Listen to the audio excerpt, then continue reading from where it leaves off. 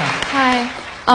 I go to a Catholic school, and what I've picked up from what I've heard about their beliefs is that they believe that those who commit suicide go directly to hell. What can you tell me about that? You know, this question has so many ramifications other than that. It goes into things like assisted, suicide type thing where the machines are pulled off, or living wills, and all these things actually now are coming into play.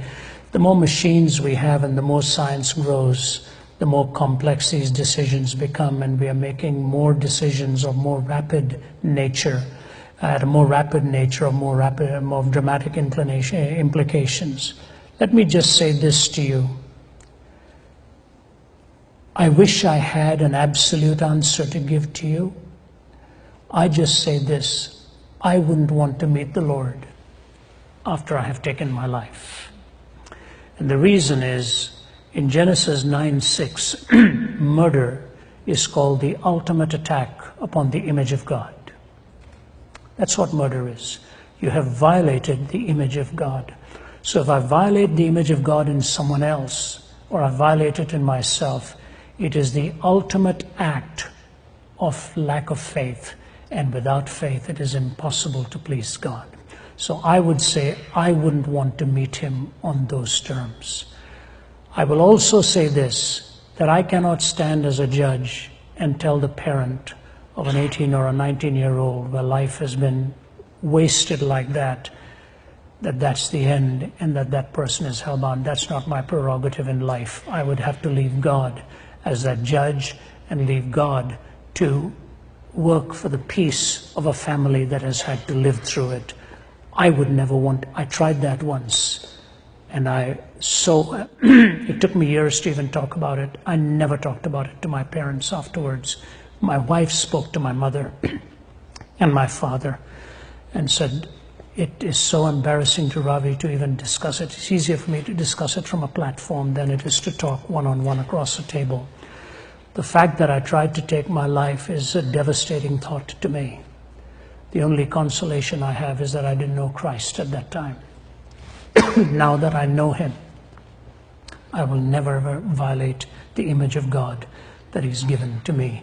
And I just pray that in pain or in struggle or whatever, in Romans 14, it tells you about eating food, about one day being more sacred to one than another. It gives you all of these things. And it tells you this: whatsoever is not of faith is sin. What it really means is, if you violate a conviction that God has placed in your heart clearly, it's a sinful thing to do. So I would say what Francis Schaeffer says about the sovereignty of God and the responsibility of man.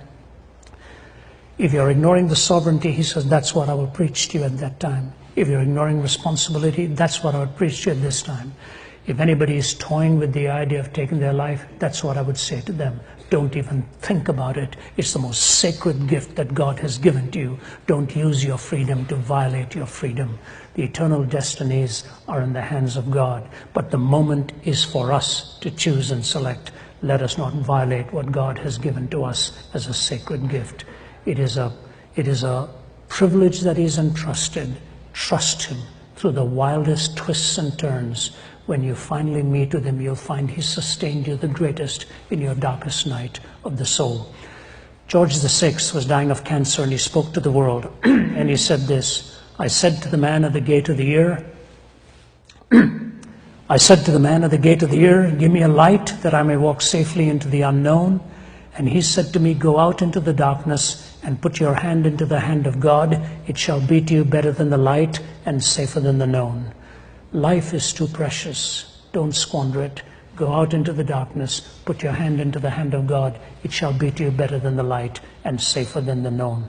The greatest triumphs are those who have survived the greatest darkness. In love's service, the wounded soldiers will serve best. So don't think of hurting your life. He will carry you through. That's what I would tell the young person. Eternity is in his hands, and I wouldn't want to risk it on that kind of ambiguity. Okay? God bless you.